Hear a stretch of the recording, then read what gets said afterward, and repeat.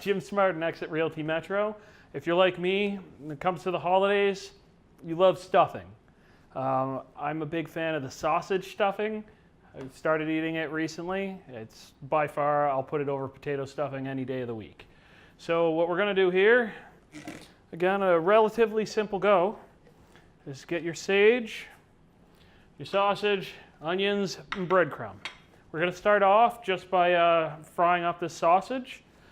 Just take it over, get your pan heated up, get the oil heated up, and have a go. I'm going to start that off first. Temperature up to high.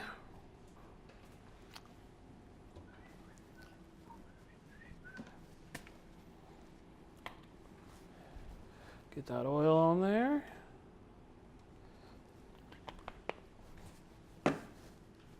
We'll let that heat up a bit.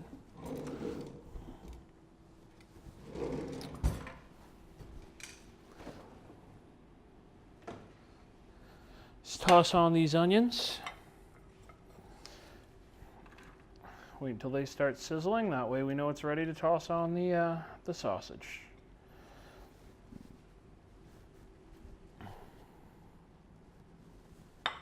There we are.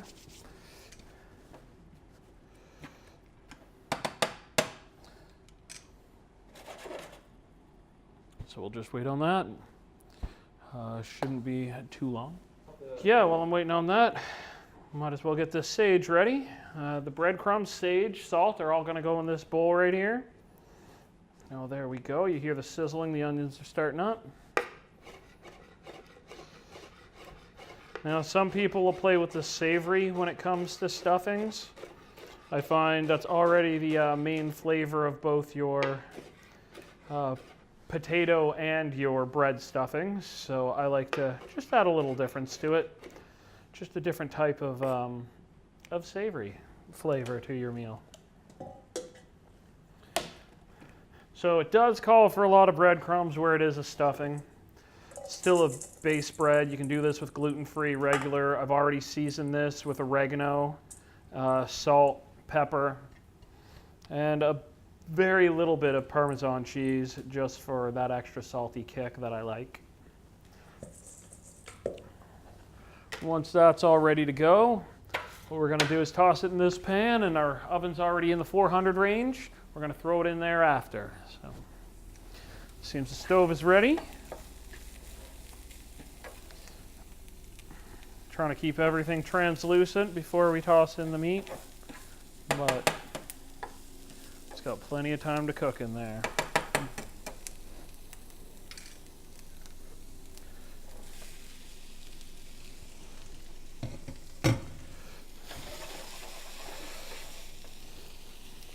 That off my burner.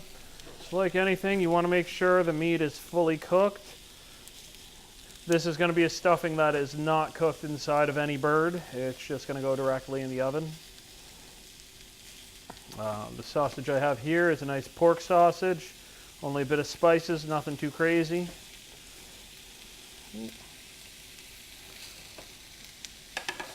We're going to let this saute a bit.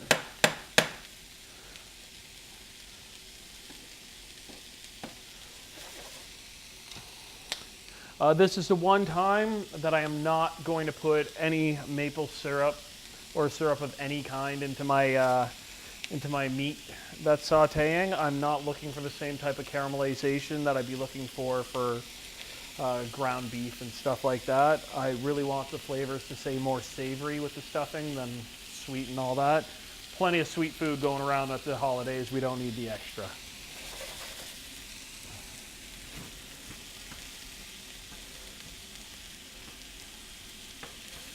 You see it's starting to get the color. I'll flip it around. It'll take care of itself mostly from there. You want to make sure the meat's all fully cooked. Like I said, even though it's going into the oven, you just don't want to risk it when it comes to having raw meat. Making a bit of a mess because I have a bit small of a pan for how much I'm cooking. There we go. So again,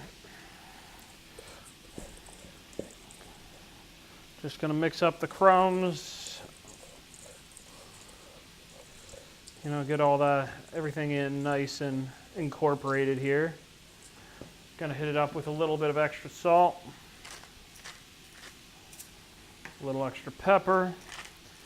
Everything when it comes to salt and pepper is to taste. I don't like too salty, but I need to know that salt's in there. All right, and give this a bit, drop the heat a bit so we can get that cooking a bit better. Don't want it to burn. I just want it to be nice and cooked. Get rid of all that pink in there. And continue making a mess.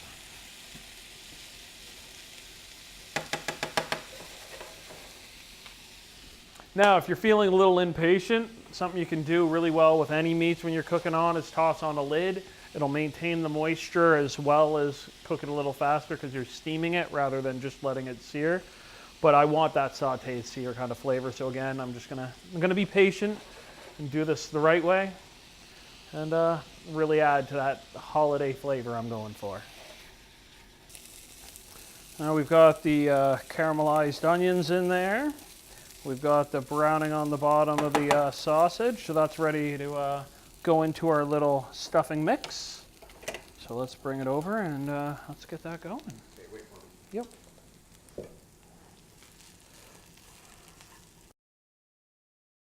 Goes. Every bit of caramelized onion counts.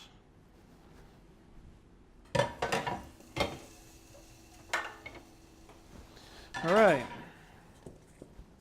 so let's just get out a fork to mix this together. Now where there wasn't that much grease, we're looking to a little bit dry as you see here. I'm not gonna be able to ball that up and make a really nice stuffing out of it. So what I'm gonna do here is get that little bit of milk and add that into it. You can use any type of milk, almond milk, coconut milk, regular milk, milk. Just a bit goes a long way again where it's gonna moisten right up. Keep the penguins in. There we go. It's starting to come together. We want it to be able to ball up. So let's see what we got. Oh, a bit more milk's gonna be needed there. There we go. I'd say that was a good 1/4 cup probably of milk to start off. All right, that's enough of this fork. Let's get messy. There we are. See, it's starting to come together more like a good stuffing there.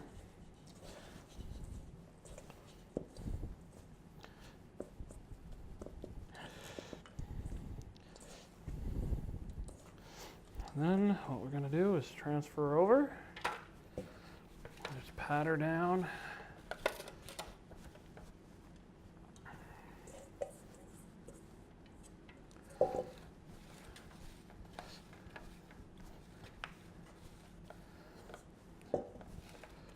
Bring her in, there we go. So it's all gonna cook together relatively fine. We're not looking for the stickiest of stuffing either. We want it to be moist, but still the sausage is what we really want to pull out the main part of the body here. So we're going to toss that in the oven after I wash my hands. And when we pop that into the oven, that's going to go in for about, say, 10-15 minutes. Just until we start getting a nice little bit of color on top of the stuffing. We just want it to brown just enough. So now when stuffing isn't in the bird, the turkey, chicken, however you do it, it's not the prettiest. It is what it is, but it is excellent this way. And she goes, like I said, about 10 minutes, she'll be good to go. All right, so when it's time to come out of the oven, you'll notice the light browning that started to come across on all the bread. That's how you know it's good to go. It's still that nice fluffy consistency from the bread, which is my favorite part. The fluffiness, not the bread. The sausage is my favorite part of all of it. So I come on under, scoop it on the plate as if you were putting turkey, cranberry, whatever your favorite sides are on that, and call it a day. So this is my little holiday theme for the foods I'm putting together. It's my wife's family's recipe, actually, which is really great of them to have shared it with me. So I hope you guys are all going to have a great holiday, and for me, that's it and that's all.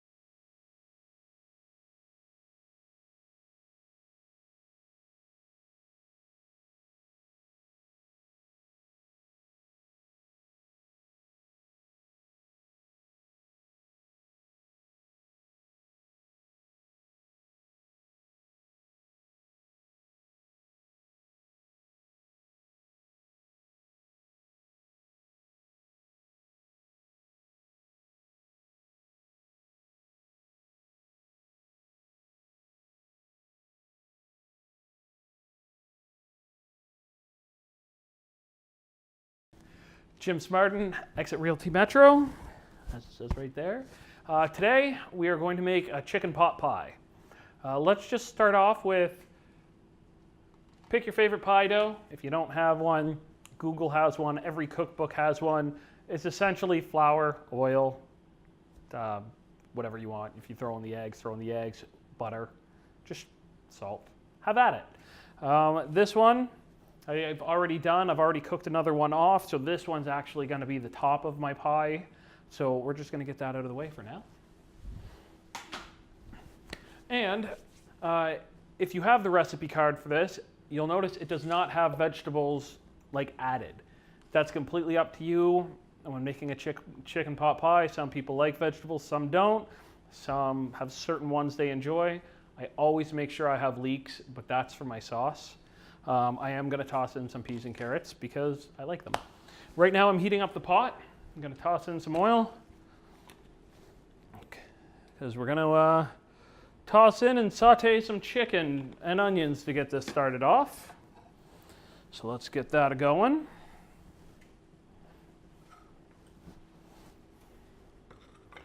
And here we go.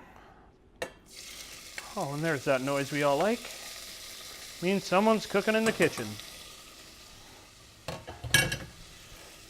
Do the same with the onions here.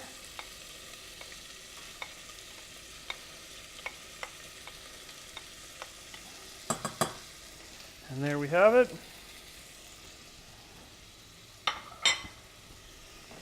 So let's keep the chicken moving a bit. You want to let it sit long enough so that it actually has time to heat up. The chicken right now, if you see it's sticking, it will let go. If you just give it enough time to just get a little bit of a cook on it, it'll just push right off. See that? But then when it does, you want to make sure you keep it moving. You don't want to have anything burn in this. The cream sauce you're making is very important. It's most of the flavor. You're not going to want to ruin it by having that little bit of that burnt taste in it. With cream, any bit of burnt tastes right through, especially where we're taking a heavy cream and we're just going to reduce it. So the key to reducing is finding a proper temperature, letting it boil and go down. But for now, we're just going to cook off this chicken. The onions are starting to get good. So now we're going to toss in some leeks. Very important to this one.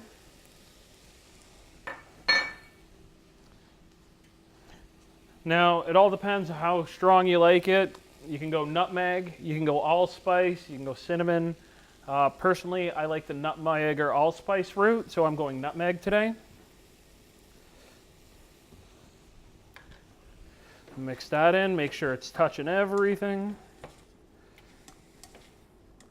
And then to make sure it all cooks properly, just a bit of chicken stock.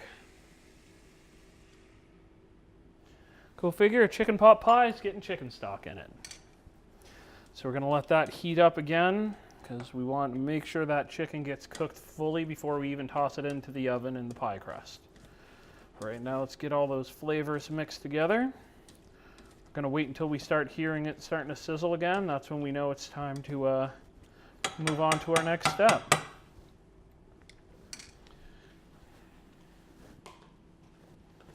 So, never hurts when you're playing. A bit of salt, a bit of pepper, not too much, because when you're reducing, salt really picks up its flavor. Salt, pepper. You see it's starting to bubble there. So we're going to want to basically reduce the entire chicken stock out of it. So we're not going to want this little puddle of liquid that we have right now.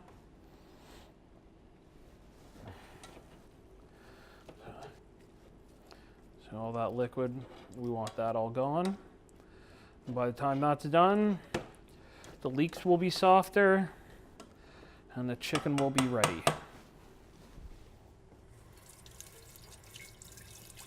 Where you're going from raw chicken to cooked chicken, it's really important if you're going to use the same utensil that you take a little break while that's getting all up to temperature to actually clean off your utensil. You do not want raw chicken playing with anything else. It's really Easy to contaminate with raw chicken.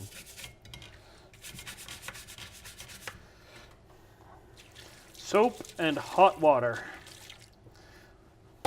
Almost scalding. You're not giving the spatula here a bath, so make sure it's nice and hot.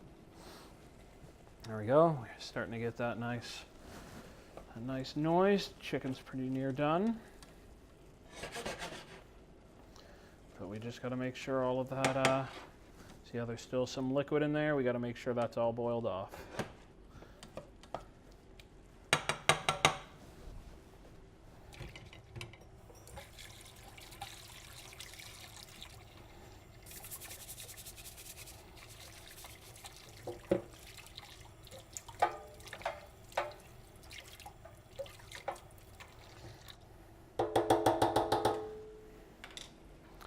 There we go.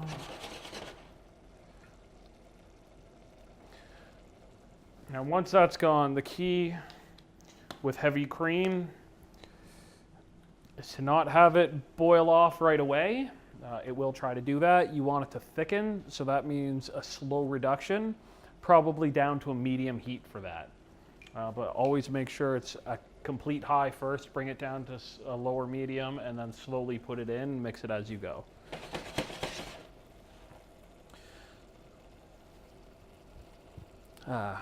Smells delicious. Okay, so I'm going to add in the carrots and peas now.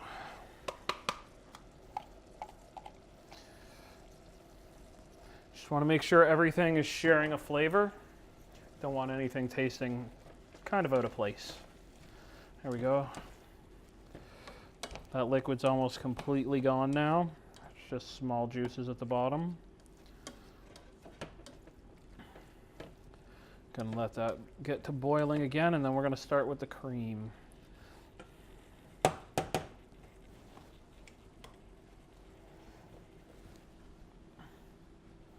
Now, the reason I'm using heavy cream, you have two ways to do this. You can either just toss in flour, make a roux, and go that way.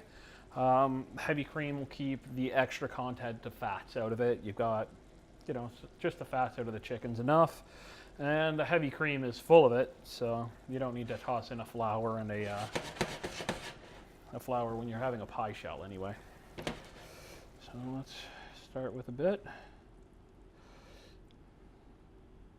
So like I said, it's going to be runny at first, but as heavy cream reduces, it gets thicker. It's the that and roux are pretty main ingredients to any bechamel or anything like that. So let's start boiling it down. Okay, as you can see, as it starts to boil off, it's starting to get a little thicker with every moment. So it will thicken up as it reduces. Just wanted to, yeah.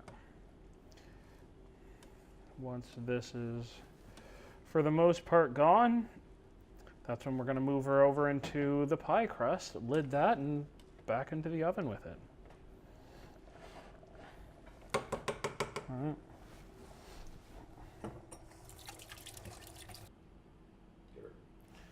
All right, now that we've got the nice filling all done and thickened up and reduced, just start off by putting in the vegetables, the meat.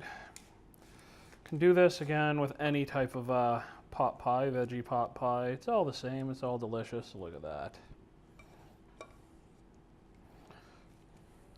I just put her into there.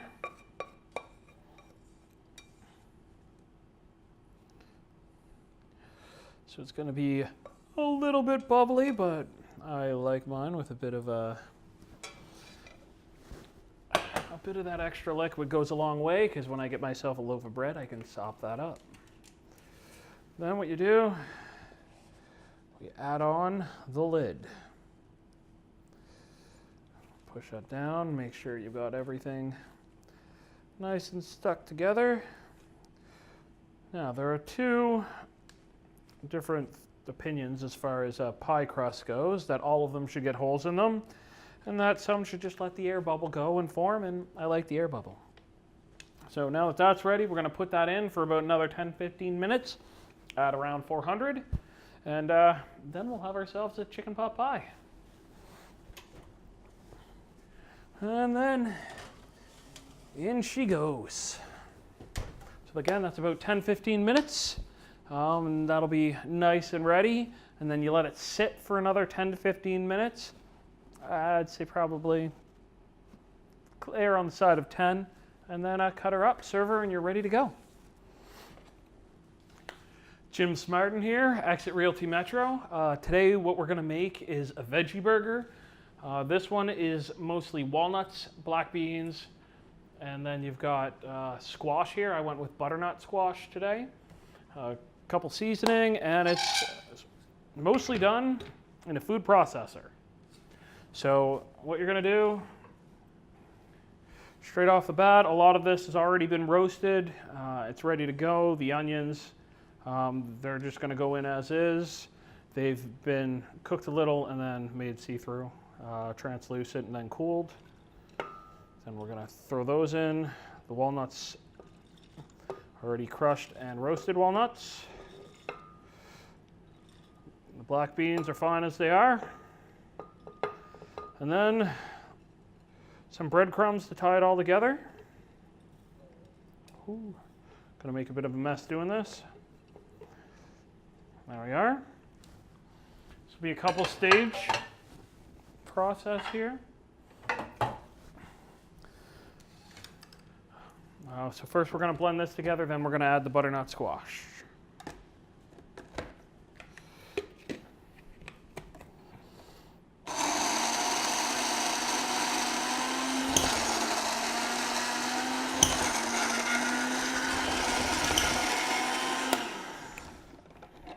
Sometimes it likes its liquid, but not today. You just really want to get a basic paste out of that as much as possible. You do want to leave a bit of hardness because you want that texture inside your burger. And take all these and just push them aside for now. Pardon the mess. All right. Did I bring out another bowl? I did not. Let's put it all on a plate. So we're just going to pop that out. Guess not as easily as I wanted. Let's grab a spoon. There we go.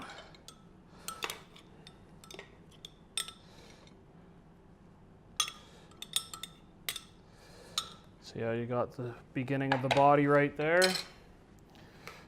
Then we're going to do the same to the squash that's been oven roasted with a bit of olive oil at 400 until nice and soft. That took about, I'm going to say about half an hour. All right, let's try her with this. Okay, a better food processor would be good. So I'm going to do this the old-fashioned way. In a pot.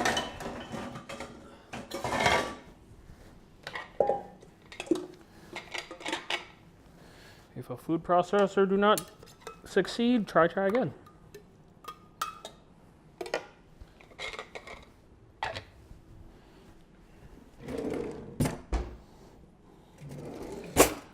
Nothing a large spoon can't handle.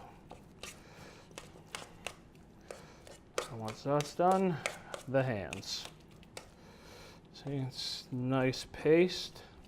This is going to be your main binding agent. The rest is going to be for texture.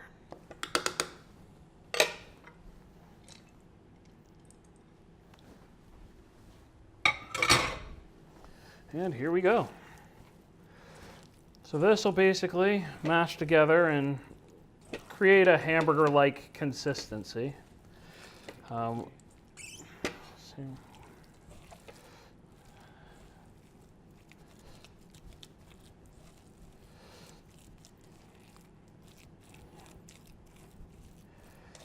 There we go.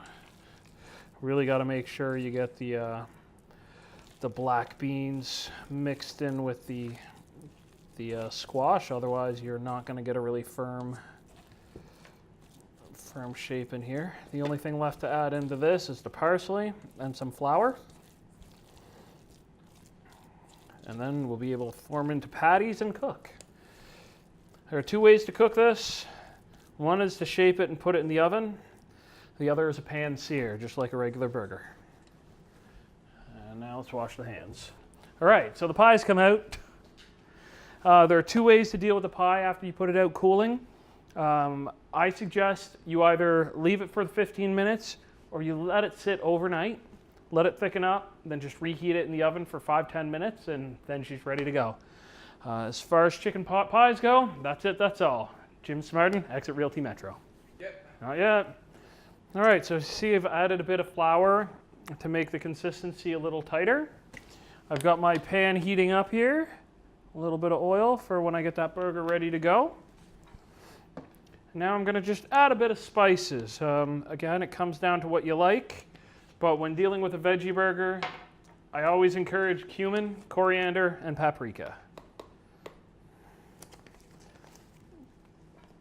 And as far as it goes, how much do you like? Coriander, very strong. Little goes a long ways.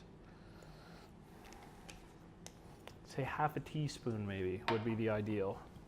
Bit of pepper. Bit of salt.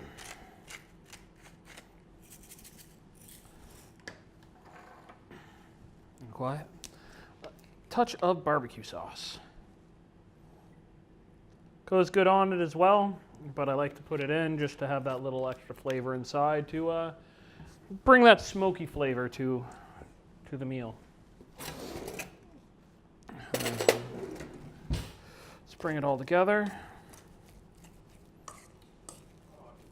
Let's patty it up.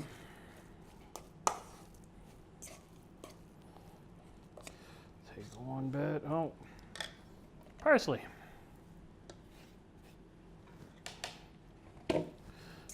And now we have a veggie dough.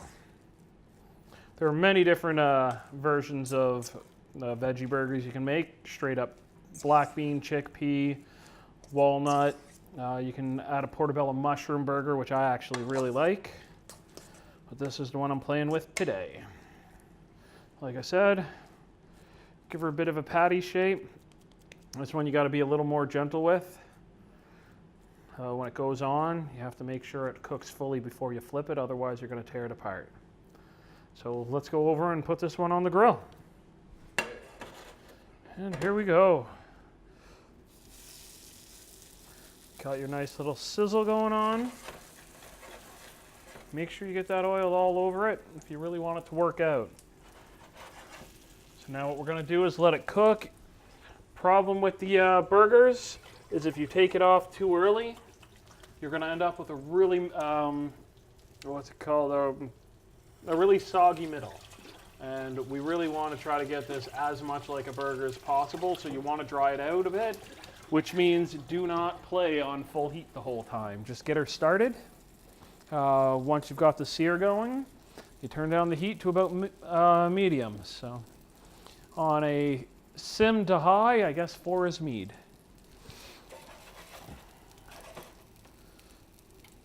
So we're just going to let that color off a bit there while we clean up our mess, because I'm all about cleaning as you go. So that's going to take about 7 minutes. I'm going to say, again, like a burger, 7 minutes on one side, maybe 3 or 4 minutes on the other, depending on what heat you have it on. If you really want to hurry up the heat, turn it up to high only at the end. All right, so we've got the color, we've got the texture. Goes on, it doesn't fall apart, it's perfect. Let's slide that onto your already done up bun. Now she's ready for whatever kind of condiments you want. Toast your bun, don't toast your bun. There you have it. Your veggie burger. So for the veggie burger portion, that's it, that's all. Jim Smarden, Exit Realty Metro. Have a great one. Thanks for watching.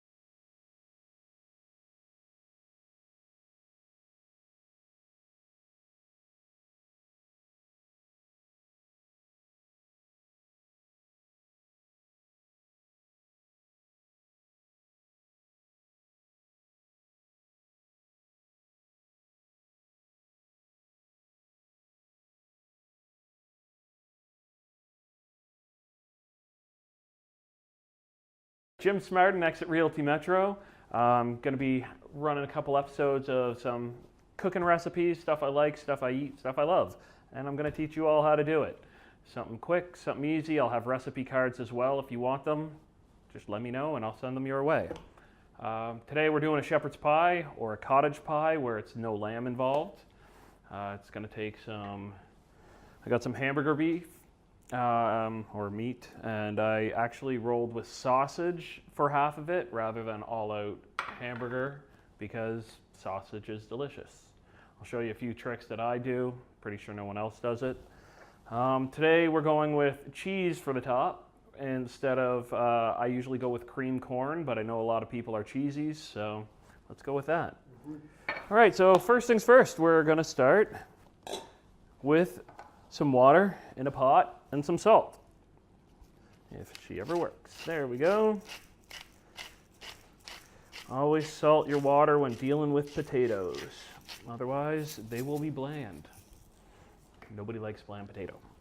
All right, so we're gonna just chop those up lightly, nice and simple. Let's go with the big knife.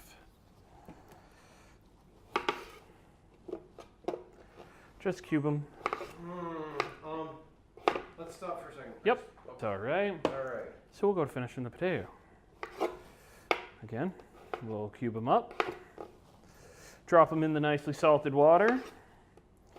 And then very easily, this is gonna go onto the stove. And we're just gonna put it on a boil, reduce it after it starts bubbling too much, and wait until it gets nice and soft. Now let's make sure we put on the right one. Single burner and high. All right, double burner high on the next one, because here comes the fun bit.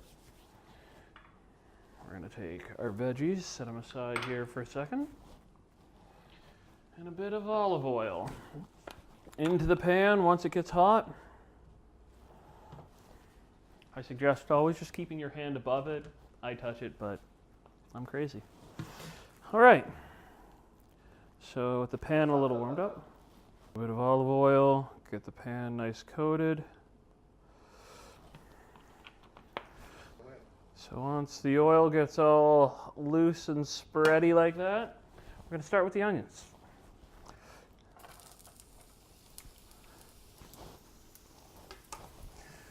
Gonna let those get a little translucent, which means nice and warm. A little see-through there. Doesn't take too long where the pan and the oil's already been heated up. Then we're gonna add in the meat.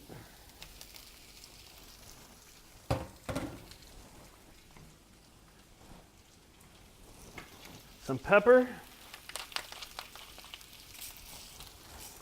A bit of salt. Now let's break down all this meat and get some color going in here.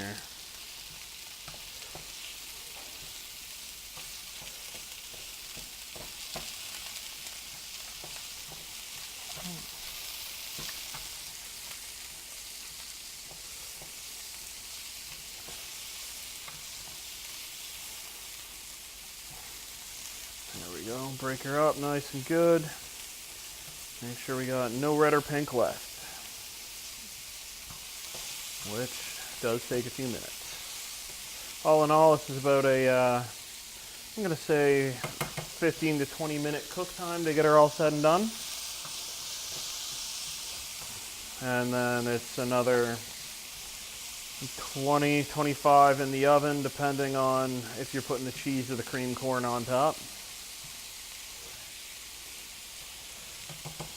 While we're here, I'm going to put this lid on the potatoes and let that boil heat up a bit more.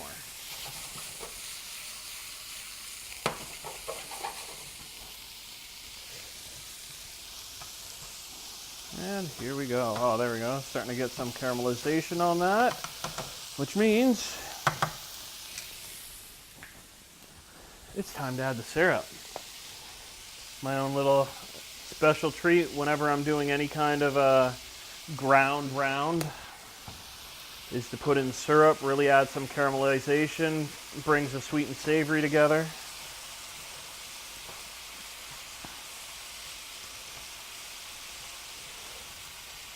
Well, and then I'm going to turn it down just a little. Sit down to a medium. Bring over some thyme and toss that right in as well.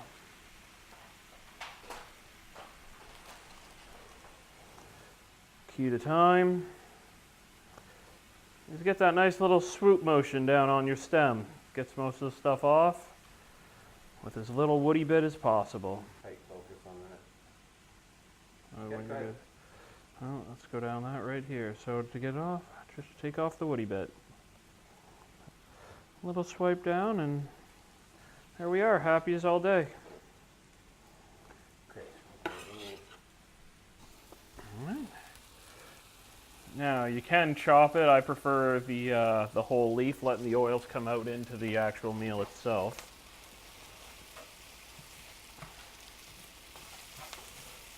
There we go. Oh, lost a bit of onion. That's all right. Now you can see right there.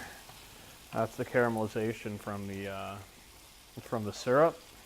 It's not actually burned. You can just pick it right up with a piece of meat. And all that'll do is color the meat with the caramelized syrup.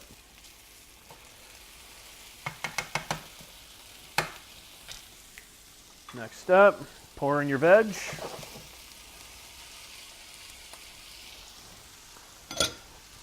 Give them a good mix in there.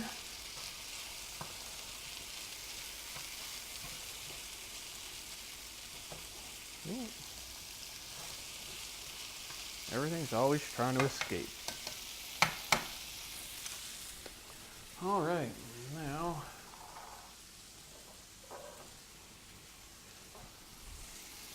splash of red wine.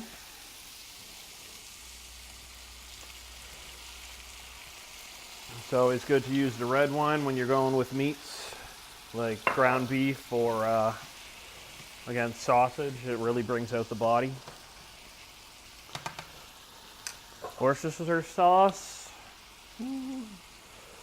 Just a little dab of that in there for some added flavor. Now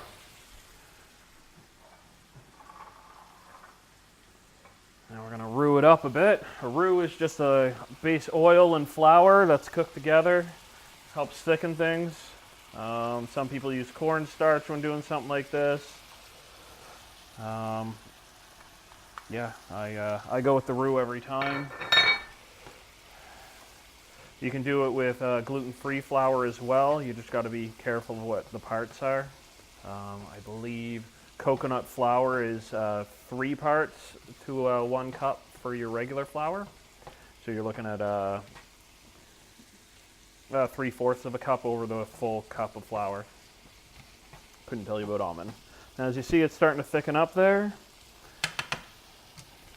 We're gonna add in right here some chicken stock. You use chicken stock, beef stock, whatever makes you happy.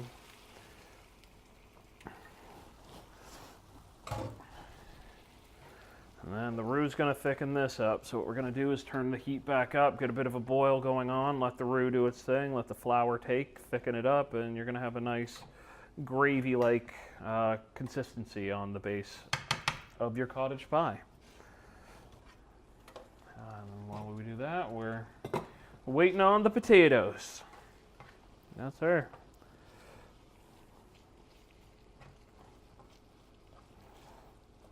There we go, starting to thicken up nice and good. Nice and good. All right, now we're going to turn it down, let it simmer. That would be your lowest heat possible without turning her off. And just let it get nice and thick. And that's it on this side of this. So, the next step, while we're waiting for those potatoes to finish, is your egg. Let's just get it broken down, because you're going to need to give a little wash over your potato and everything when it's all said and done. A crack, a nice little whisk, get the yolk all involved in that. Also can be done just with egg whites if that's how you choose to go. I figure if you're going all in with the cheese, you might as well go all in with everything. All right, quick little whisk. Call it a day. Back to the sink. Our potatoes are boiling. Gonna turn that off. Grab the friendly strainer. And then, yeah, it's a dirty sink anyway. And you strain your potato. And down goes the potatoes. Now,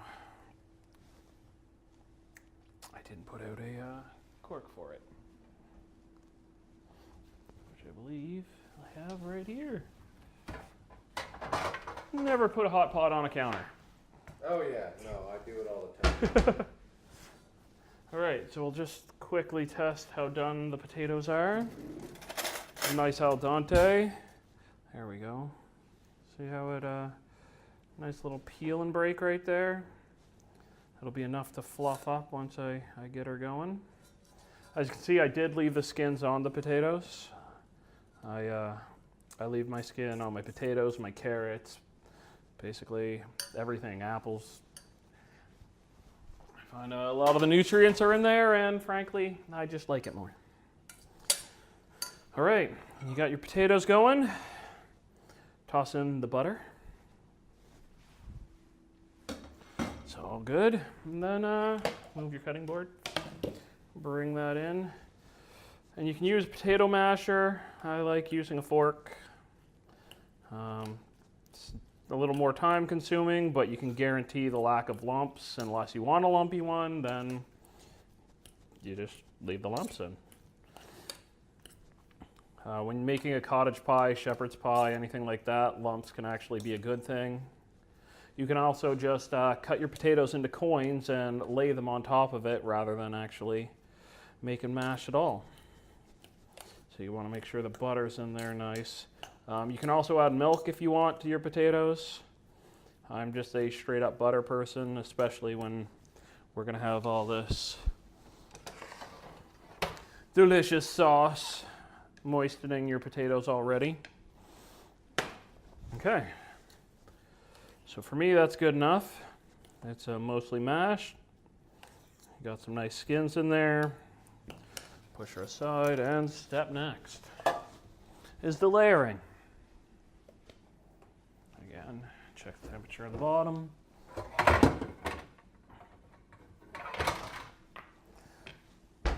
Okay, step one, your meat concoction. This can also be done with, if you're looking for the vegetarian way to go, there's ground round. Does the exact same thing, cooks the exact same way. There we go. Bottom tier. Make sure she's nice and flat.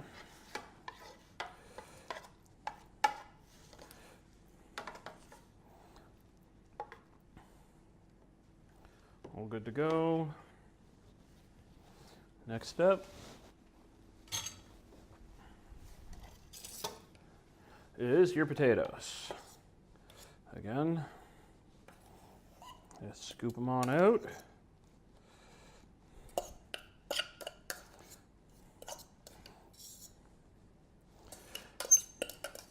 As you can see, you choose your container depending on the amount that you cook.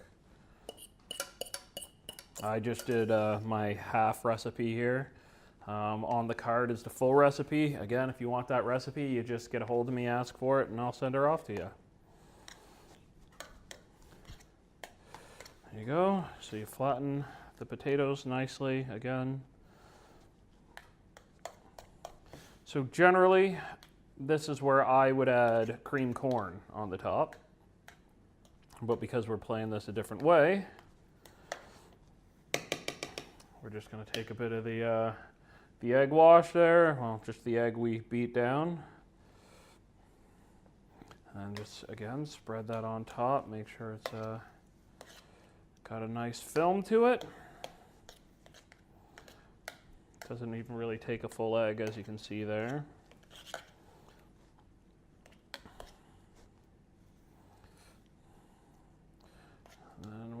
to do is, because I didn't use it all, I'm just gonna scoop out the excess. Or I'm not using these eggs again anyway, because I never reuse eggs. So again, trim your edges. Wash my hands.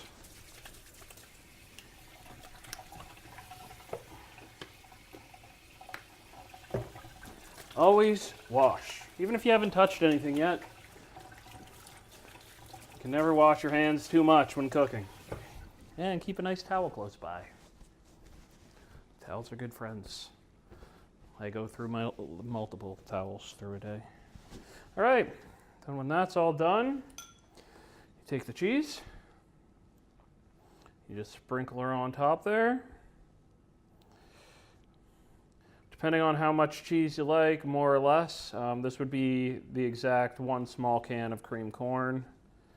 But yeah, so there we go. Bit of cheese tossed in there.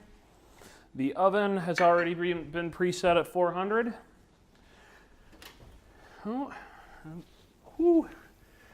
And you toss them on in. Now, that's going to sit in there for about, again, depending on where we just did this straight up, it's going to be 15, 20 minutes, and it'll be ready to go. And we'll show it to you when she's done. It's been in for about 15 to 20 minutes, and this is what she should look like. Let's pull that out. So you got that bubbling of the corners from the sauce underneath. And you got the cheeses all nicely melted. Let's take a look at what that looks like. Usually I would say let it cool for about 4 or 5 minutes. But right now, where we're doing it this way, let's just show it to you nice and hot. There we go. Breaks beautifully. Ooh-wee. Cheesy, hot, good potatoey mess. You can toss a little veg on the side if you want.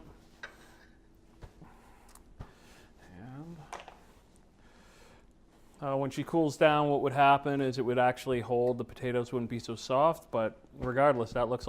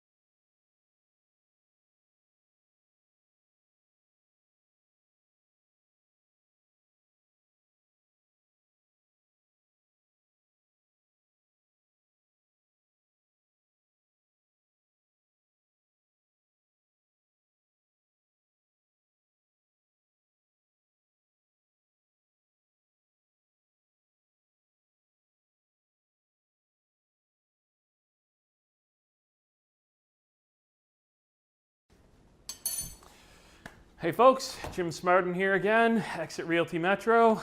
Today we're going to do one of the first things I ever taught myself how to cook, which is a nice chicken parmesan. The only difference is I'm not doing a linguine alfredo. Instead I'm playing with penne, and I'm doing an avocado sauce, which I find really has that thick body, but the flavor that alfredo I find doesn't seem to pop forward with you as much. So right now I've got the pasta already on the boil here, as we can see. I'm just going to let that go for a few minutes longer while I play with the chicken. First thing you want to do is take your chicken and butterfly it. For those of you who don't know what the butterfly method is, first just take off a little chicken tender. You can make something with that later. And you basically just give her a nice slice in half. The better the slice, the bigger the piece of chicken you get, and the more full you are later. So there you go, just a nice little butterflied. That's it, just like that. So from here, we're going to set up our little battering station, which includes flour, breadcrumbs, clean as you go. And then we're going to make a little egg wash. To do the egg wash, first I'm going to wash my hands themselves after that chicken. Nothing good like clean hands.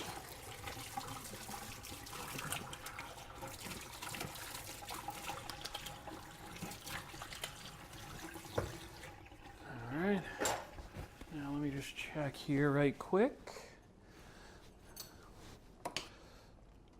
My pasta is pretty near done. I'm going to let it finish itself off to al dente without any extra heat. Oh, look at that. Shot one and everything. So, to make a basic egg wash, you can do it two ways. They both include eggs. So you start with your eggs, you crack them on in. Now, you can either add milk, or you can just be like me, and a bit of water does the same thing. Make sure it's cold water. You don't want to cook your eggs. Bring it back.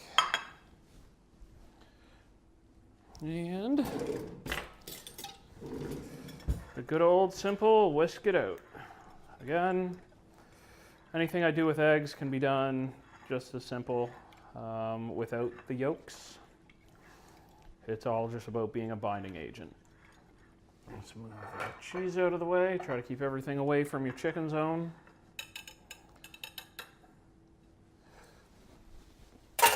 Okay, step one to this. You have two hands. It would be smart if you use both. Actually, before we get too far, let's start heating up our pan. You want to make sure when you get your chicken onto the pan, it's nice and hot, which also means you want your oil ready to play. All right, so let's ignore that. So like I was saying, two hands. One hand for the wet, one hand for the dry. If you don't do it, you're going to end up with this huge casing of like batter all over your hand. It's not fun, not easy to clean. So first you start with the flour. Get your chicken nice and covered up there. While you're doing it, add a bit of weight. Flatten it down a bit. I don't pound out my chicken all the time. I find this works just as well. You pound it out, the thinner it is, the faster it cooks. And then, like I said, you switch to your wet hand. That way the batter that I'm putting on the chicken stays only on the chicken. So you want to make sure all that bits, like every bit of flour, is nice and coated. That's what's going to make it nice and crusty, crispy, delicious. And then into the breadcrumbs. You can buy your breadcrumbs at the store. I make my own. Add a bit of Parmesan to it, a bit of thyme, a bit of oregano, and always rosemary. I basically put rosemary in everything. There you go. And as you see, we got a nice healthy crust going on here. What I'm going to do is wash again. Like I said, you can never wash too much.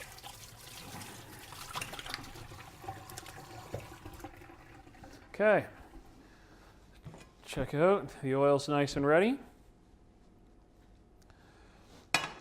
The oven is on 400 right now. It's going to need to be on for when we're going to finish off the parm.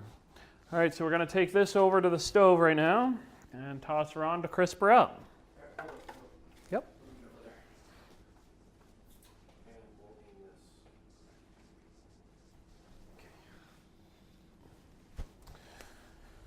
All right.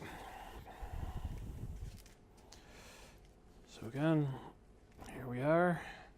Out of that and into the pan. It's not sizzling too much. You don't want to burn the crust, especially where it's going back into the oven. A double cook means just get her nice and brown. I try to stay around your medium high, not straight up. While this is going, we're going to wait for it to take up the heat. We're going to get our pasta all strained and ready to go. I always find the key to your pasta when you're straining it is make sure you catch some of that water back in the pot, because we're going to put it right back on top of the heat so it can actually stay warm while we're doing everything else. So again, the burner is off, but there's enough heat radiating that it's going to steam it up and we're not going to have to worry about cold pasta. So you heard that little bit of sizzling, which means, look at that. Just nice little browning, nothing's burnt, everything's ready to go. And we'll move over to the good old avocado. Okay. All right, so I'm just gonna turn off the heat while we're doing this sauce again, because again, we just need that shell to be crispy. All right, avocado, one of my favorite things to eat. It's nice, just cut the skin. Usually I'd use a larger knife, but this isn't too big of a deal. Now that it's sizzling, I'm taking it off the heat. All right, so there are a couple ways to go about the avocado. You can do the 4-way cut to take out the seed, which is just come through. Or like I like to do, just give her a knock and a twist.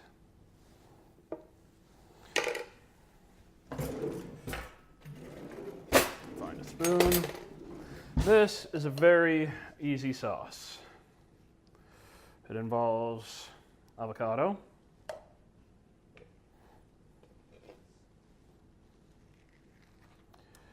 just scoop her out,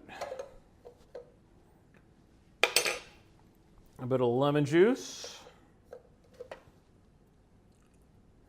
and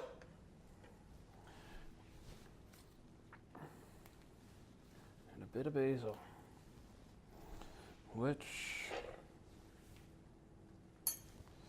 let's get a real knife for that. So I don't know if you saw how I like to do this. So when you're dealing with the basil, stack it inside each other. Then you just roll it up, nice and tight. And then you just need little thin slices.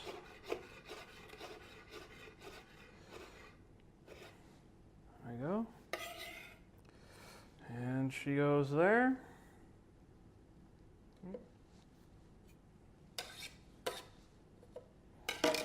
Now, just because I like mine a little extra to it, so a bit runny, I'll put a bit of cold water in there.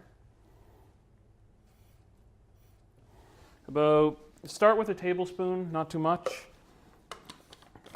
All into the little bullet blender, whatever you have. It's about to get loud.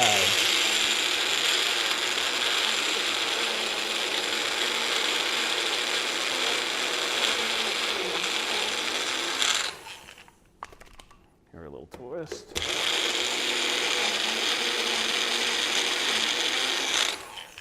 Now, show you what I mean. Is that consistency there? That's too thick for me. So I'll go a bit more cold water, and then a bit of salt. Nothing goes as good in avocado. Even just fresh avocado, put a bit of salt on it, call that a day.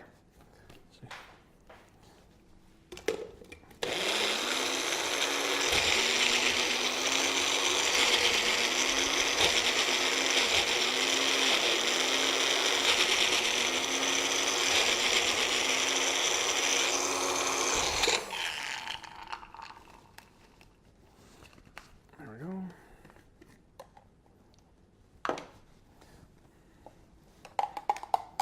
So you see that's more the consistency I'm going for, a thick sauce. Now, all you got to do for that, we got still enough water in there, good. So we're going to take a break from that and move back to the chicken for a second. Oh, no, it's still got you. Seems to. Sort of, somewhat. It's kind of aiming at your body now a little bit more, so it's going to try to get your face. There we go. I was very interested in the avocado, that's why. Right. That's fair enough. I can't blame it. Okay. Got good taste.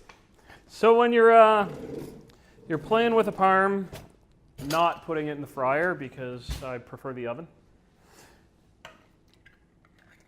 So I find the key is on the pan that you're doing the parms on, always put a bit of sauce on the base first. It'll prevent it from sticking and you from losing some of that great crispy crust you just made.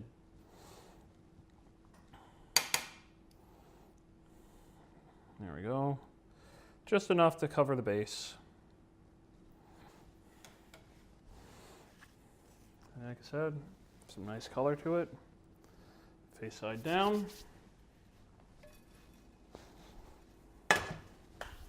All right. So we've still got our cheese.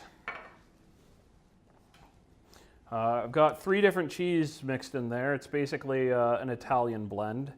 You can buy it at the store that way, or you can add a bit of a Parmesan, provolone, and just regular mozzarella. The provolone really makes it a little richer. Something else I like to do is just to bleed a little extra flavor into it.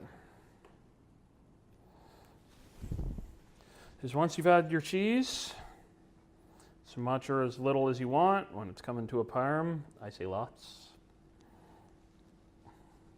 Some things I'm a little skimpy with cheese. Grilled cheese sandwich and chicken parm are not those things.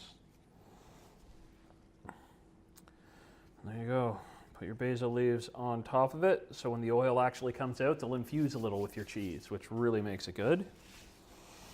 And then, no, I forgot about that. Again. Ready to go. Yeah, go. All right, so now we're putting her in the oven. Here we go. There we are. A little safety warning. The chicken, as you recall, we just crisped up the outside shell. We didn't actually allow it full time to cook. It's going to take about 10 to 15 minutes for that chicken to cook solid through.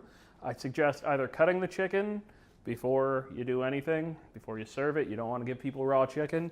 Or just get a meat thermometer, put it in, make sure the chicken's to temperature. Relatively simple, and away we go. So next, the pasta. I'm going to bump that back into that hot water that it had. Give her a bit of a shake up and strain her out for good. That just lets it loosen out without having to put oil or anything like that in your pasta. But you want to keep it a bit wet, just so when we bring her back over here and toss in our avocado sauce, we'll get this nice rich body in here.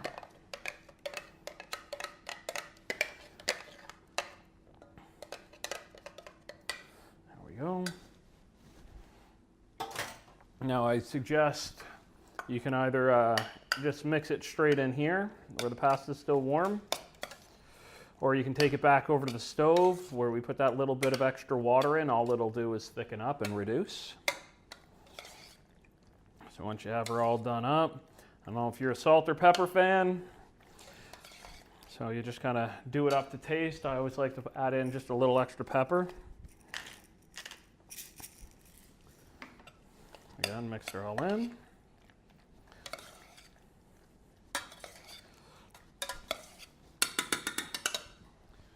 Now,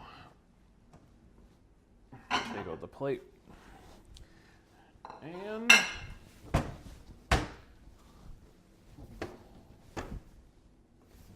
other side. Yippers. Does that one fit? No. I don't know where the lid is. All right. So we'll put that right there. Just put it back on there. Keep the heat on it.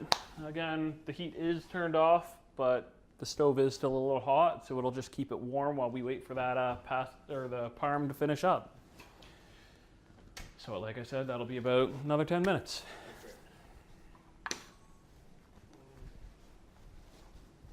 So now it's plating time. First things first, let's not overcook our chicken either. There we go. Look at that. All your cheese right there is starting to brown nicely. Ignore the fact you got that bit of darkness on the base because that's just your tomato sauce you put down first. And we're gonna come, and you can hear it sizzling as you pick it up. You just get right underneath. And look at that.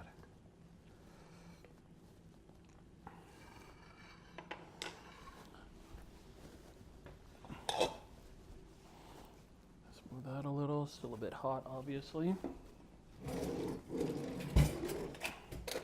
Now, with this pasta, for anybody who prefers the vegetarian option, this goes really good with zucchini noodles.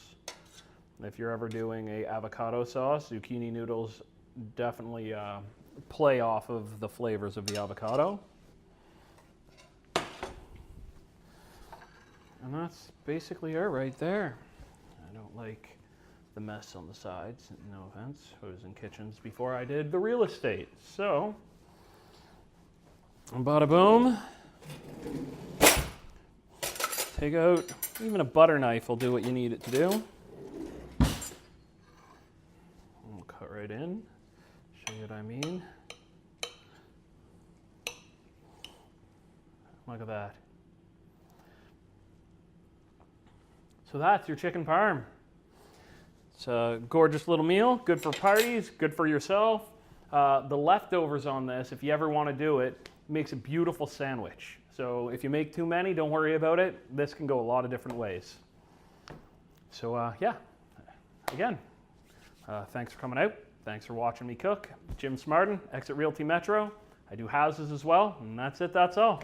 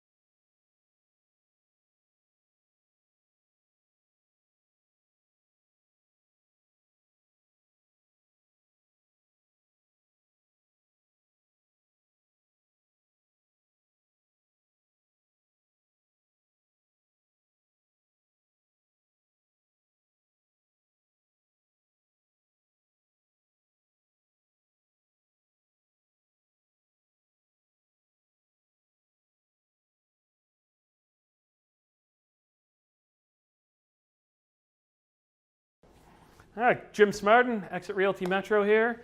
Today I'm going to be making one of my favorite spring/summer sides. It's a Mediterranean salad, kind of with a little bit of twist, kind of playing it my way. So we have here a couple olives, watermelon, onion, edamame, and red peppers. Oh, and chickpeas. It's really quick, really simple. So we start off, just get some cubes of the watermelon going. Call it done. And into the pot she goes. Olives, just a nice little half of them all. See if I can get a couple at once. Shouldn't be too hard. There we go. Nothing has to be perfect, it just needs to be cut down a little. And so I played with this a bit just to try to get myself away from those regular,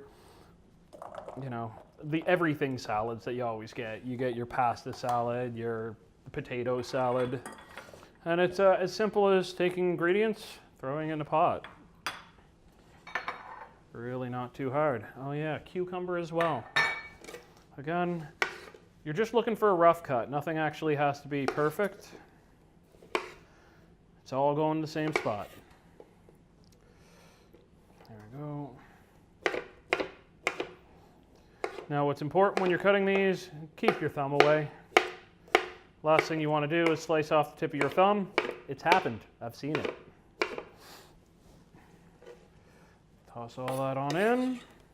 I am not kidding about how easy this is. A bit of feta.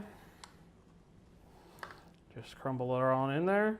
Again, size is not an issue. There we go. Now, toss it around a bit. Clean hands always works. Speaking of which,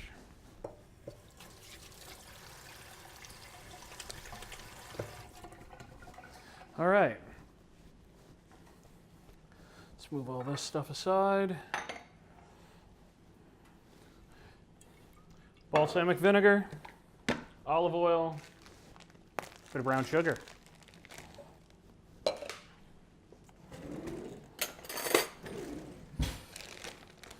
Everything into, again, I'm using a handy little bullet here.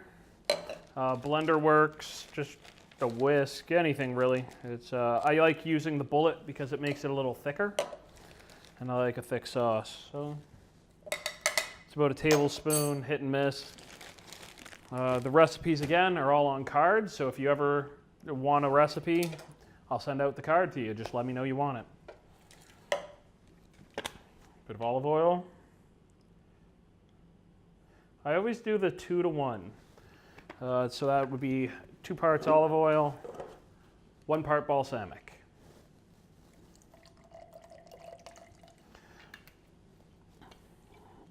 Now, you can, depending on time of year, you can play with whatever herbs you want. I'm going to go literally with one of each of these for today, which is basil, thyme, and rosemary. Not too much of any of it. So again, some parsley, some thyme, and rosemary. Don't go with too much of any of this stuff. A little goes a long way. And again, you just want to pull down, get everything off the main stem. Don't need any woody bits in there. But again, it's not too much to worry about. What I am going to do is chop the parsley and the basil together. And let all these little bits. Rosemary and thyme really stand well on their own. They don't need anything to be diced down, chopped down too fine, unless you're doing something that actually calls for it, which this is not. Again, roll up. Anytime I'm playing with basil, I'm making a little ball, rolling it, chopping everything within it. And you go, nice and simple. If you don't do it so quick the first time, don't worry about it. Just keep making it. Okay, everything's in here. Smash the lid on. We got a nice close up of the.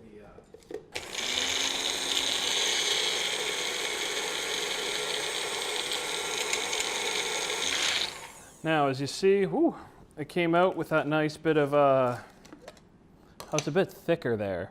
It's that nice brown color. You're not going to get that with just a plain whisk. That's why I like to blend it. And you just pour onto your salad. So you just mix all of your sauce and your veg all together here. You know what? Before I go too far, I forgot one of my favorite additions into this. Just little cherry tomatoes. They're good for a bit of a sweetness. Let's stir that back in. And then right to the bowl. And I tell you, this is one of the quickest, most delicious, bright salads I can actually offer you. So there it is. It's ready to go. Again, Jim Smartin, Exit Realty Metro. Mediterranean salad, nice, quick, beautiful, sweet, simple, and that's it, that's all.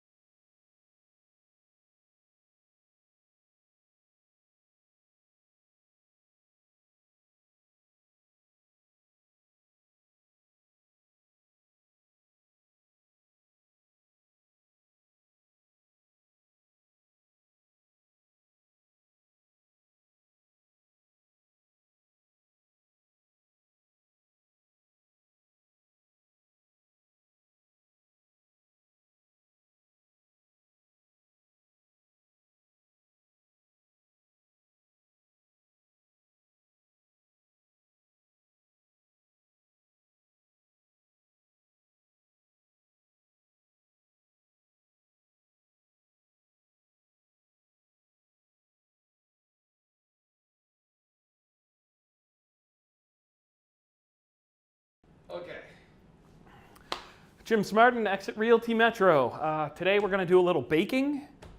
Usually I like to cook, but everybody needs to bake once in a while. So we're just going to do kind of a cobbler slash crisp, about an apple crisp, which I'm replacing some of the apple it requests with an Asian pear. You can do it with rhubarb too, it's delicious. It's a very simple thing. Start off by cutting your fruit. So it's got more to it, but let's just get the main part. Again, good fresh, good fruit. I'm not one for removing skins, as I've mentioned before, if you watched any of my other videos. So it's going to be a very simple step. It's more of a process of getting them down to the size you want them more than anything. So I've got this. Once this is all cut, it's going to go into this nice little tray.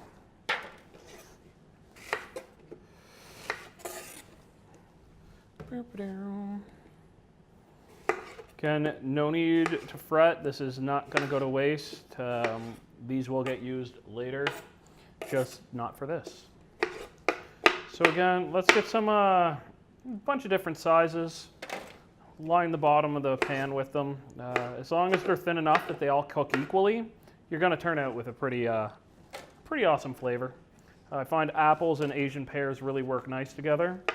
I find any kind of pear really works nice with the apple though. So it's going to kind of combine and be almost like a thick applesauce when this is all done on your base. And then we're going to add in the granola, cinnamon, all your other stuff like that. It's just going to play in really nice together. It's going to be really good for when you're dealing with parties, family, holidays. If you like baking, it's just a good thing to do.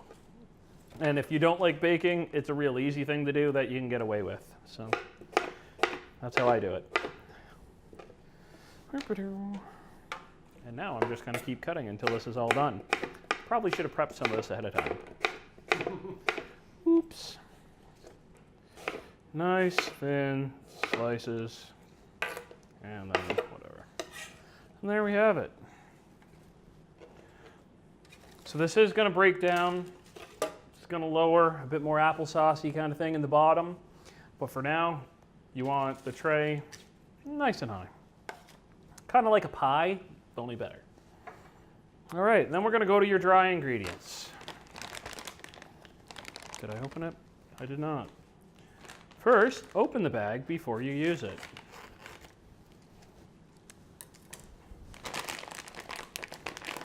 First, open the bag before you use it. There we go. So, here are quick oats.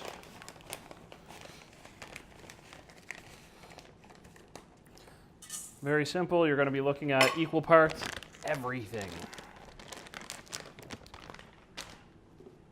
Okay, not everything, just a little bit of cinnamon. A little cinnamon goes a long way. A lot of cinnamon goes too far.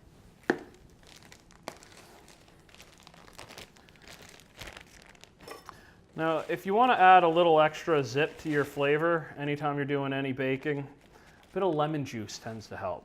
I'm not going to add it. I want this to have a bit more of that just brown sugar classic flavor to it this time.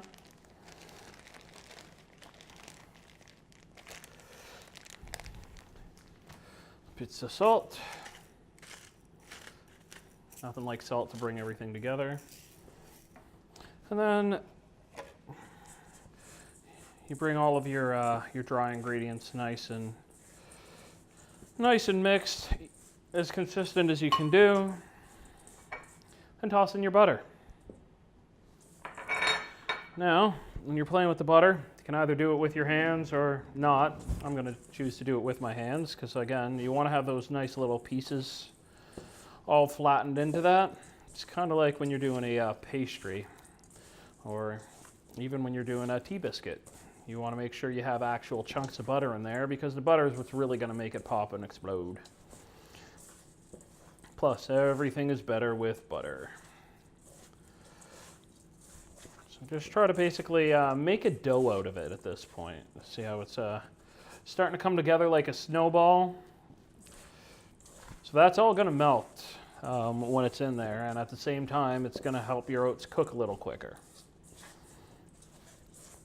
There we go. So you want to make sure absolutely every little bit of dry is in there, otherwise you're going to end up with something that's way too wet. So that's what we're looking at. Nice ball. And then as simple as you can possibly get, you're going to take this. I do things a little different. Since you're going to want to have it spread out there, you want it a little spread out to begin with. You can do it on top of parchment's generally ideal because then you can just flatten it and lay it on like a pie crust. So, but this tends to do the same thing. So yeah, comes up pretty simple, not too bad. I'll take the knife underneath it, cut it in portions, put it on top, flatten it back out. But first, let me wash my hands. Sure.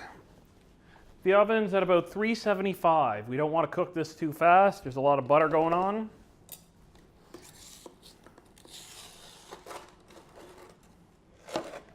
Look at that. What did I say? Goes on pretty nice, pretty even.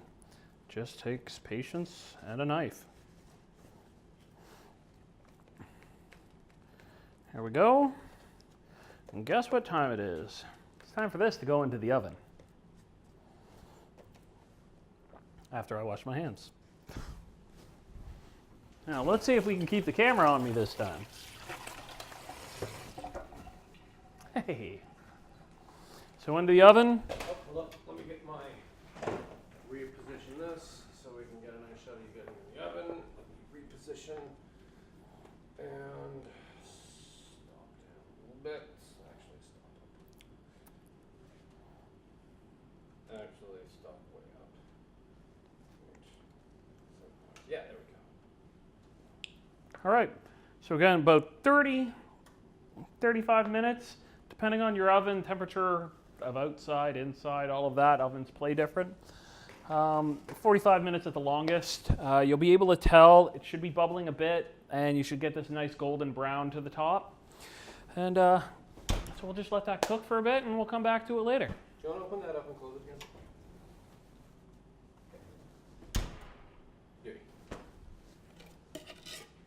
And I will eat. Okay, so now we're on break time. Okay. All right, so ready to come out of the oven now. Oh, look at that. All that juice that's dripping all around. Nice little applesauce momentum. Now, I would suggest, again, for this is something you want to let cool, generally. I'm going to take that out now instead, but when you let it cool, it really holds its consistency. All right, so let's, there we go. The oats are nice and cooked. Look at that. Whether it's ice cream or frozen yogurt, you got your apples are nice and soft. Look at that, the nice transparency of them all. So you can definitely dessert that up however you want. Me personally, this is how I go.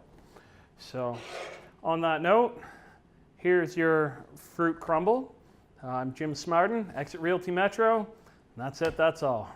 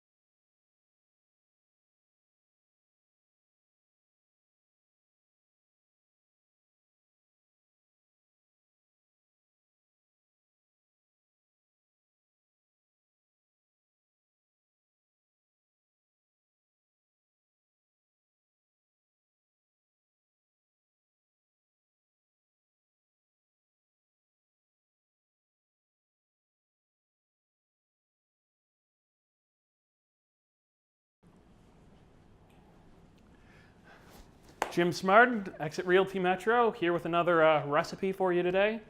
I'm actually going to play with something that's a little more versatile. It's a chickpea salad, which I like to also use as a dip or as a chickpea salad sandwich. You can either blend it to get it nice and the chickpeas nice and broken down to make it as a really good, like a dip for corn chips, such like that. Today I'm going to make it as a bit thicker to go on a salad, or sorry, on a salad sandwich. So let's start off. Again, really simple. I like my simple salads. We're going to take some chickpeas. Toss them out. I've already strained this can. Let's pull down these blinds. Yeah, you just over on that end there. Okay, good. It's Oh, over on, it's a- yeah. Yes, I have. Just because we've got like some really blown Glare up spots jumping up. on the counter, Yep. and it's a little harsh on your face. Yay, face. Now let me just double check, make sure the exposure is not. Yep, that's good. This can come up. Let's stop. And All right, so the chickpeas have already been strained, so that's good to go. Once you have them in the bowl, just grab a fork, or a spoon apparently, or a fork, and just smush them down a bit. Like, the canned ones are really easy to do that with. You just want to break them down a little, not too much. Like I said, when you're putting them on a sandwich, you want them to have some body to them. So this I do use as my alternative to a chicken salad sandwich, because every now and then I'm just not in the mood for the meat. All right, smush down enough. So you take your vegetables, you just toss them on in. Now that was my red peppers and my celery. Now we're gonna have a fight with this pickle jar, because why not?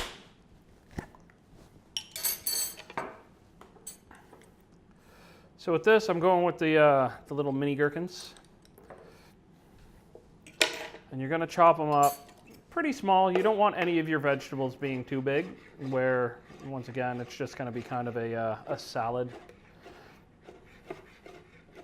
So once they're chopped up, give it one last little mince here.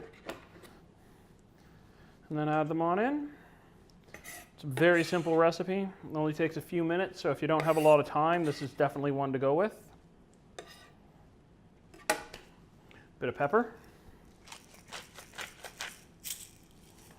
Very little bit of salt. Some dill.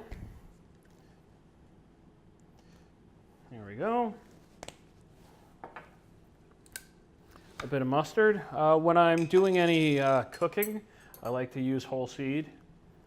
It's just a bit more potent, stronger flavor, and I find it kind of balances out stuff when you have too much acid.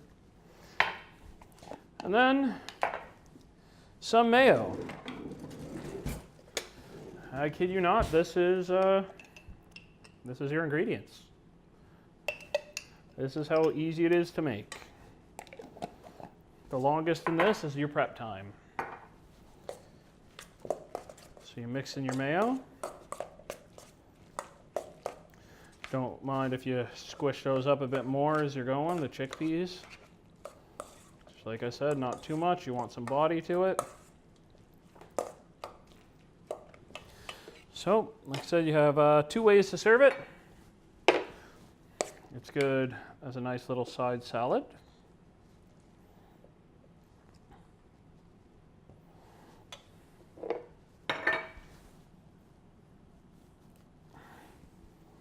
Little. oh, I gotta do that again. Let me get a. Okay.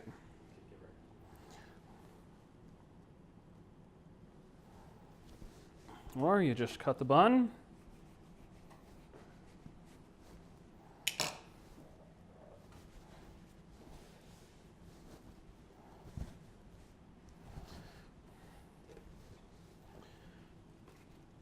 Toss on your greens.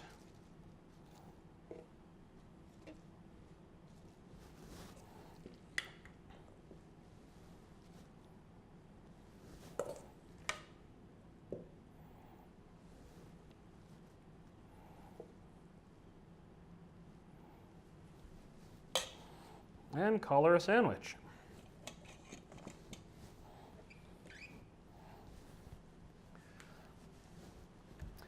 So thanks for coming back, cooking with me again. Nice little quick one this time. So I'm glad you popped by. Have a great day, and that's it, that's all. Sweet. Sweet.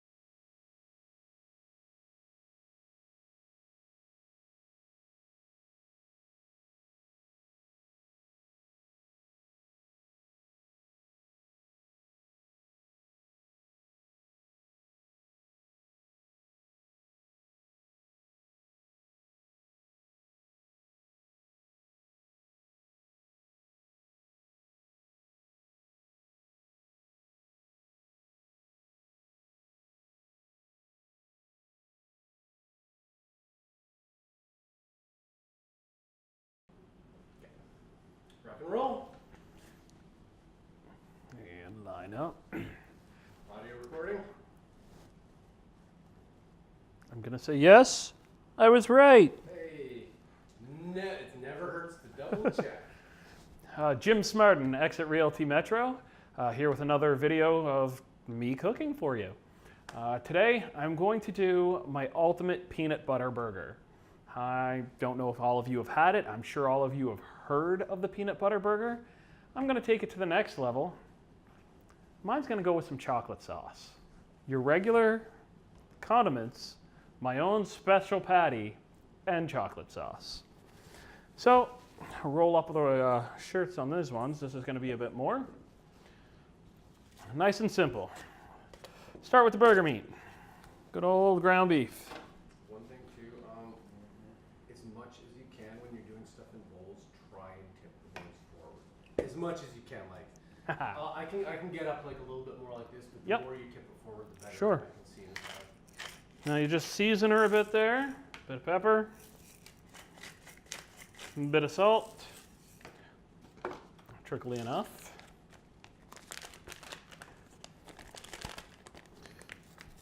A bit of gravy powder. You can get this anywhere.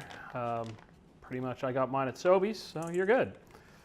So there we go. I'm doing it without egg and without breadcrumbs, so the gravy powder is really going to be the binder here. And when you get all this mixed together, it's pretty simple. You put her aside. Come in. Oh, let me get my scissors. Don't want to damage my rosemary. And then just get a bit of time. It's never enough time. Here we go. All right. Trying to keep out as much of the woody stalk as possible, just by sliding down nicely. Same with the thyme. Slide on down.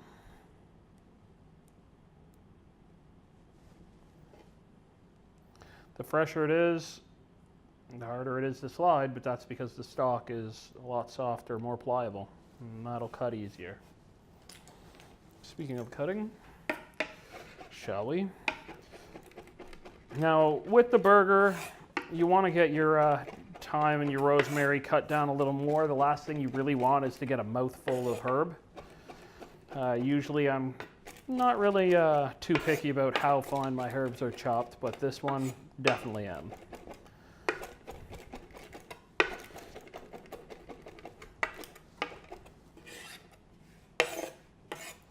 So once you got a nice little pile going on,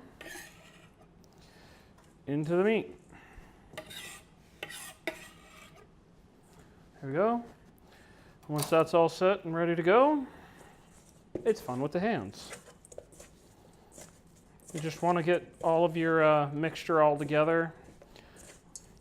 This time I'm only going with a small amount, enough for one patty itself, but it doesn't matter how much really you go with. You just add it until it's this nice snowball consistency. Again, you're going to get most of your binding from the gravy powder anyway, so it's all right. Now, usually I would recommend, if you're doing this for a big function, you put it in the fridge as a ball for anywhere over 2 hours, whether it be that day to the next or you make it in the morning.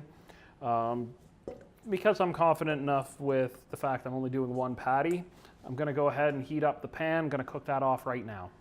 First, I'm going to wash my hands.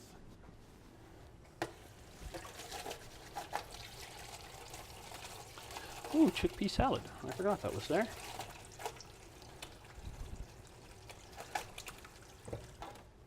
Paper towel.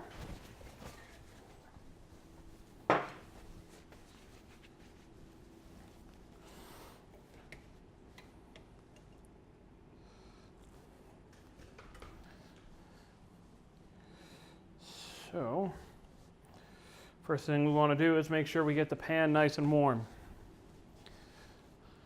Take a few seconds to heat up to full. And then just a little bit of olive oil, not a lot. You got enough fat in there, just in the burger meat itself, that you're going to be fine. So, just about a marble size.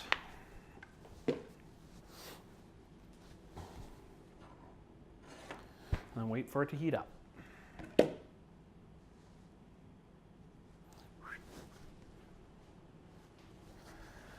Always keep a clean counter. Oh. Perfect. Okay. We're back in the game. Back in style. All right, so the pan's all heated.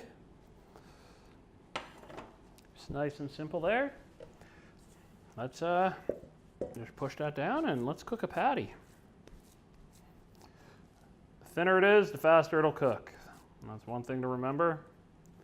However, the thinner it is, the more likely it is to split. So I've been told I make my patties a bit too big. I don't care. This is about a normal sized patty for me. And on she goes.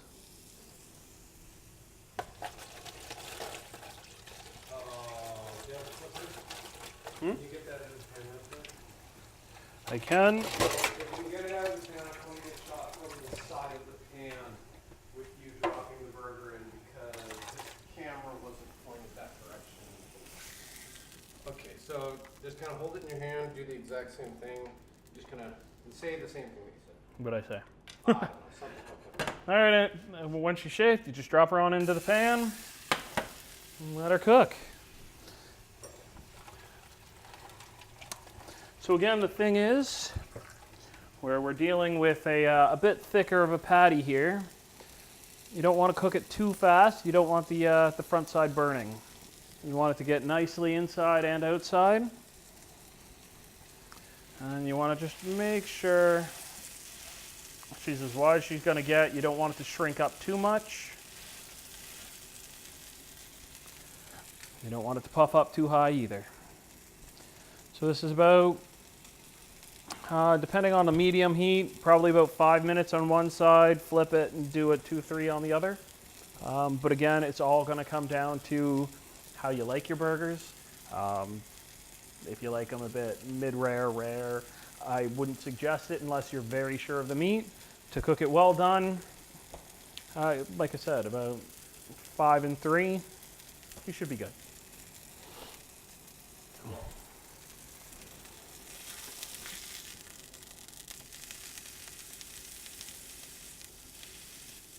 Are you actually going to cook it again? Okay, so while we're letting that second side finish off, we are going to get ready the bun. So first off, I don't know how you like dressing yours up. I always hit a mustard on the base. Oh, I hate mustard water. Whatever, it's all going in the same place. Follow it up with my greens. Oh, I am missing the most important aspect of my peanut butter burger.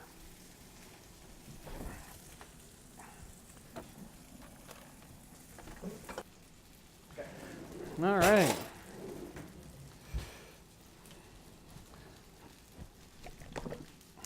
Give that a good shake. Don't want ketchup water. Bit of ketchup. Well, that's finishing up. You can't go wrong with a bit of cheese.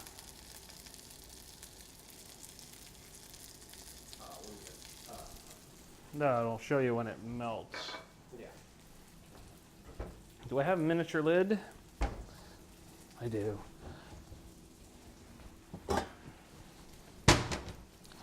When finishing off a burger, I always put a lid on it, let that cheese get some steam.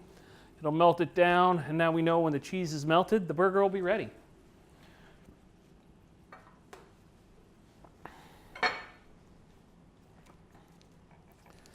Now, I'm sure every single one of you out there is doubting this whole peanut butter, chocolate, ketchup, mustard, burger, cheese, but I assure you, it is delicious. Cheese is melted, means this burger is perfectly ready. See all that clear juice? Means everything's cooked through. It's still a pretty big patty if I do say so myself. So, the next step is our peanut butter. That we're gonna let get a little nice and melted on here. Needless to say, get my hands a little clean. Of course. Bit of chocolate drizzle here. First time I'm opening this one up. If I can get her done. And I get her done. Follow this up with some chocolate sauce.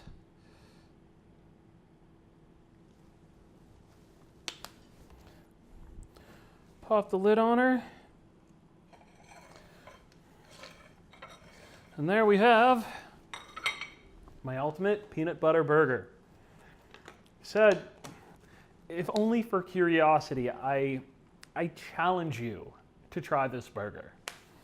That's it for me, Jim Smartin, Exit Realty Metro. For this burger, that's it and that's all. You got